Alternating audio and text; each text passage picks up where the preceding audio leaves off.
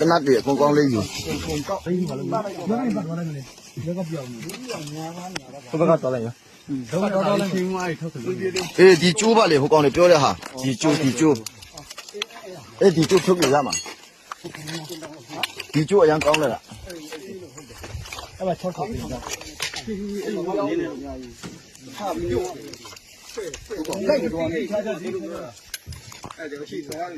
အဲ့မှာလူကတယောက်2ယောက်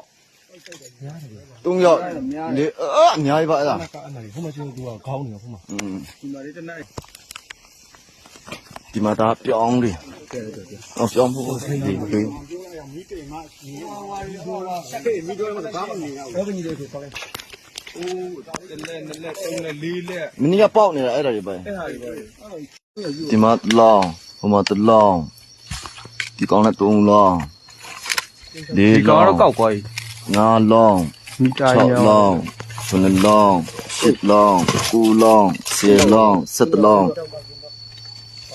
12လောင်း13လောင်းဟိုအောက်မှာ3ယောက်နဲ့16လောင်းတနတ်ကအိုးမအများကြံသေးတယ်ဟေးဒါတော့လို့စကောက်ထားတယ်